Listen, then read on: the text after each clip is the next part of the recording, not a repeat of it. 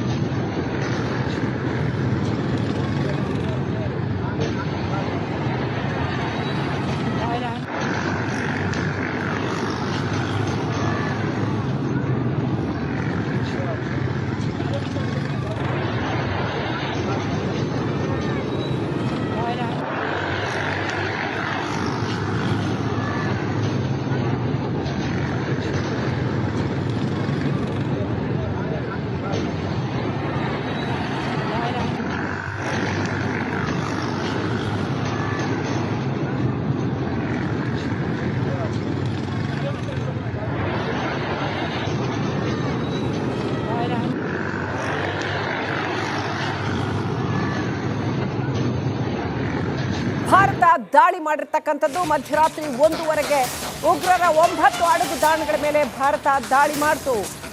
ಪಾಕಿಸ್ತಾನದ 50 ಉಗ್ರರನ್ನ ಉಡೀಸ್ ಮಾಡಿದೆ. POKಯ 5 ಸ್ಥಳಗಳು ಬಹವಲ್ಪುರ್, ಸಿಯಾಲ್ಕೋಟ್, ಮುರಿಡ್ಕೆಯಲ್ಲಿ ದಾಳಿ. ಪಾಕಿಸ್ತಾನದ ಉಳಿದ 4 ಪ್ರದೇಶಗಳು ಸೇನೆ ಮಾಹಿತಿಯನ್ನ ಕೊಟ್ಟಿದೆ. ಉಗ್ರ ತಾಣಗಳ ಮೇಲೆ ಭಾರತ ಅಟ್ಯಾಕ್ ಮಾಡಿದೆ.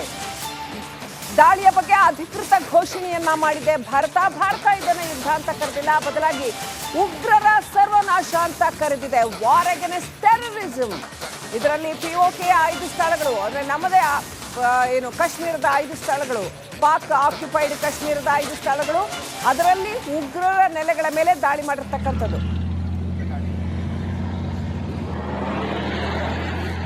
ಭಾರತದ ದಾಳಿಗೆ ಬೆಚ್ಚಿ ಬಿದ್ದಿದೆ ಪಾಕಿಸ್ತಾನ್. ಇನ್ನೇನು ಇವತ್ತು ಮಾಕ್ ಡ್ರಿಲ್ ಮಾಡ್ತಾರೆ, ಇವತ್ತು ರೆಡಿ ಆಗ್ತಾರೆ ಅಂತ ಕಾಯ್ಕೊಂಡು ಕುತ್ಕೊಂಡಿದ್ರು. ಅಷ್ಟರಲ್ಲಾಗ್ಲೇ ನಾವು ಹೊಡೆದಾಗಿದೆ. ಸಿಯಾಲ್ಕೋಟ್, ಮುರಿಡ್ಕೆಯಲ್ಲಿ ದಾಳಿ. ಹಫೀಜ್ ಸಯೀದ್, ಅಜರ್ ಮಸೂದ್ ಇಂತಹ ಉಗ್ರರನ್ನೇ ಟಾರ್ಗೆಟ್ ಮಾಡಿ ಅವರದ್ದೇ ನೆಲೆಗಳ ಮೇಲೆ ಭಾರತ ನೇರವಾಗಿ ಏರ್ ಸ್ಟ್ರೈಕ್ ಮಾಡಿರ್ತಕ್ಕಂಥದ್ದು. 3 ರೀತಿಯಲ್ಲೂ ವಾಯುಸೇನೆ, ಭೂಸೇನೆ ಹಾಗೂ ನಮ್ಮ ನೌಕಾಸೇನೆ, 3 ಸೇನೆಗಳ ಕೋಆರ್ಡಿನೇಷನ್ನಲ್ಲಿ ನಡೆದಿರ್ತಕ್ಕಂಥದ್ದು, ಸಮನ್ವಯದಲ್ಲಿ ನಡೆದಿರ್ತಕ್ಕಂಥ ಒಂದು ಯುದ್ಧ ಇದು. ಇದನ್ನ ವಾರ್ ಅಗೇನ್ಸ್ಟ್ ಟೆರರಿಸಂ ಅಂತ ಹೇಳ್ತೇವೆ ಹೊರತು ನಾವು ಪಾಕಿಸ್ತಾನದ ವಿರುದ್ಧ ಯುದ್ಧ ಅಂತ ಹೇಳೋದಿಲ್ಲ. ಹಾಗಾಗಿ ಉಗ್ರರ ನೆಲೆಗಳ ವಿರುದ್ಧ ಭಾರತ ಸಮರ ಸಾರಿದೆ. ಆಪರೇಷನ್ ಸಿಂಧೂರ ಎಂತ ಅರ್ಥಪೂರ್ಣವಾದ ಹೆಸರನ್ನ ಇಟ್ಟಿದೆ ನೋಡಿ. ಯಾವ 26 ತಾಯಂದಿರ ಕುಂಕುಮವನ್ನು ಅಳಿಸಲಾಯಿತು. ಏಪ್ರಿಲ್ 22ನೇ ತಾರೀಕು 26 ತಾಯಂದಿರ ಕುಂಕುಮವನ್ನು ಧರ್ಮ ಕೇಳಿ ಅಳಿಸಲಾಯಿತು. ಅದೇ ಹೆಸರಲ್ಲಿ ಆಪರೇಷನ್ ಸಿಂಧೂರ ಹೆಸರಲ್ಲಿ ಇವತ್ತು ಭಾರತ ದಿಟ್ಟವಾದ ಉತ್ತರವನ್ನು ಕೊಡ್ತಾ ಇದೆ. ಸಾಧಾರಣವಾಗಿ ನರೇಂದ್ರ ಮೋದಿ ಮತ್ತು ಅಮಿತ್ ಶಾ ಜೋಡಿ ಮತ್ತು ನಮ್ಮ ಸೇನೆ ವಿಶೇಷವಾಗಿ ಯಾವತ್ತೂ ಕೂಡ ಉರಿ ಸೆಕ್ಟರ್ ಆಗಿರ್ಬೋದು ಅಥವಾ ಪಹಲ್ಗಾಮ್ ಸಂದರ್ಭದಲ್ಲೂ ಕೂಡ 12 ದಿನಗಳ ಗ್ಯಾಪ್ ತಗೊಂಡಿತ್ತು. 10 ರಿಂದ 12 ದಿನಗಳ ಗ್ಯಾಪ್. ಸ್ವತಃ ಪಾಕಿಸ್ತಾನ ಇದನ್ನು ಪದೇ ಪದೇ ಹೇಳ್ತಾ ಇತ್ತು, ಅವರು 10-12 ದಿನದಲ್ಲಿ ವಾಪಸ್ ಹೊಡೀತಾರೆ ಅಂತೇಳಿ. ಈ ಬಾರಿ 15 ದಿನ. ಅದು ಕೂಡ ಎಲ್ಲರ ಗಮನ ಇವತ್ತು ನಡೆಯುವಂಥ ಮಾಕ್ ಡ್ರಿಲ್ ಕಡೆ ಇತ್ತು. ಪಾಕಿಸ್ತಾನದ ಗಮನ ಕೂಡ ಮಾಕ್ ಡ್ರಿಲ್ ಕಡೆ ಇತ್ತು. ಎಲ್ಲರೂ ಅದರ ಬಗ್ಗೆ ಗಮನ ಹರಿಸ್ತಾ ಇರಬೇಕಾದ್ರೆ ರಾತ್ರಿ 50 ಭಯೋತ್ಪಾದಕರು ಮಟಾಶ್. ನಾವೊಂದು ಮಾತನ್ನು ಹೇಳ್ತಾ ಇದ್ದೀವಿ, ಕೇವಲ ಸರ್ಜಿಕಲ್ ಸ್ಟ್ರೈಕ್ ಅಲ್ಲ ಈ ಬಾರಿ, ಕೇವಲ ಏರ್ ಸ್ಟ್ರೈಕ್ ಅಲ್ಲ ಈ ಬಾರಿ ಸ್ವಲ್ಪ ದೊಡ್ಡದು ಬೇಕು. ನರೇಂದ್ರ ಮೋದಿ ಅವರಿಂದ ಅದನ್ನು ನಿರೀಕ್ಷೆ ಮಾಡ್ತಾ ಇತ್ತು. ಯಾಕಂದರೆ ನರೇಂದ್ರ ಮೋದಿ ಪ್ರಧಾನಮಂತ್ರಿಯಾಗಿ ಅಧಿಕಾರ ಸ್ವೀಕಾರ ಮಾಡೋದಕ್ಕಿಂತ ಮೊದಲು ಆಗಿದ್ದಂಥ ಸರ್ಕಾರದ ವಿರುದ್ಧ ಅವರ ಆರೋಪ ಇದೇ ಆಗಿತ್ತು. ಪಾಕಿಸ್ತಾನ ನಮ್ಮ ಮೇಲೆ ಅಟ್ಯಾಕ್ ಮಾಡಿ ಹೋದಾಗ ನಾವು ವಿಶ್ವಸಂಸ್ಥೆ ಈ ಅಮೆರಿಕದ ಮುಂದೆ ಹೋಗಿ ಪತ್ರ ಬರೀತಾ ಇದ್ದೀವಿ, ಲವ್ ಲೆಟರ್ ಬರೀತಾ ಇದ್ವಿ, ಗೊಗ್ಗರಿತಾ ಇದ್ದೀವಿ. ಜಾನಾ ಹೈ ತೋ ಪಾಕಿಸ್ತಾನ ಪೇ ಜಾವನಾ, ಗುಸ್ಕೆ ಮಾರೆಂಗೆ, ಇನ್ನು ಮುಂದೆ ಹಂಗಾಗಲ್ಲ, ಗುಸ್ಕೆ ಮಾರೆಂಗೆ ಅನ್ನುವಂಥ ವಿಚಾರಗಳು ಪದೇ ಕಜ್ಜಿ ನಾಯಿ ತರ ಏಟು ತಿಂದ ನಂತರ ಕೂಡ ಪಾಕಿಸ್ತಾನಕ್ಕೆ ಬುದ್ಧಿ ಬರ್ತಾ ಇರಲಿಲ್ಲ. ಪದೇ ದಾಳಿ ಆಗತ್ತೆ. ಇದು ಹಿಂದಿಯಲ್ಲಿ ಒಂದು ಗಾದೆ ಮಾತಿದೆ, ಒಂದು ಕೋತಿ ಪದೇ ಸಿಂಹ ಅಥವಾ ಹುಲಿಯ ಕಪಾಳಕ್ಕೆ ಬಂದು ಹೊಡೆಯೋದು ಮರ ಹತ್ತೋದು, ಸಿಂಹ ಕೂಡ ಕೋತಿ ಅಲ್ವಾ, ಬಿಡು. ಆದರೆ ನೋಡುಗರಿಗೆಲ್ಲ ಒಂದು ತಮಾಷೆ ಆಗಿಬಿಡ್ತು, ಏನ್ರಿ ಕೋತಿ ಈ ತರ ಕಪಾಳಕ್ಕೆ ಕೊಡ್ದು ಹೋಗ್ತಾ ಇದೆ ಅಂತೇಳಿ. ಅಂತ ಒಂದು ಪರಿಸ್ಥಿತಿ ಆಗಿತ್ತು. ಏನ್ ಪಾಕಿಸ್ತಾನ ಅಂತೀರಿ, ಏನು ಬಲಶಾಲಿ ಅಂತೀರಿ, ಏನು 3ನೇ ಆರ್ಥಿಕ ಅಂತೀರಿ, ಏನು 4ನೇ ಅತಿ ದೊಡ್ಡ ಸೈನ್ಯ ಅಂತೀರಿ, ಹೊಡೀರಿ ಅನ್ನುವಂಥದ್ದು. ಆಮೇಲೆ ಒಂದು ಮಾತು ಪದೇ ಹೇಳ್ತಾ ಇದ್ವಿ, ನಮ್ಗೆ ಗೊತ್ತಿದೆ ಯುದ್ಧ ಅನ್ನೋದು ಸುಲಭ ಅಲ್ಲ. ಯುದ್ಧ ಅನ್ನೋದು 3ನೇ ಆರ್ಥಿಕತೆಯತ್ತ ಸಾಕ್ತಾ ಇರುವಂಥ ಭಾರತವನ್ನು ಎಲ್ಲಿಂದ ಎಲ್ಲಿಗೆ ತಗೊಂಡೋಗ್ಬೋದು. ಆದರೆ ಎಲ್ಲರ ಮನಸ್ಸಲ್ಲಿ ಒಂದಿತ್ತು, ಬದುಕಿದ್ರೆ ಹುಲಿ ತರ ಬದುಕಬೇಕು, ಈ ಕುನ್ನಿಗಳ ತರ ಬದುಕುವಂತ ಅಗತ್ಯ ಇಲ್ಲ. ಹೊಡೆಯೋದಂತೆ ಓಡಿಸ್ಕೊಳ್ಳೋದಂತೆ.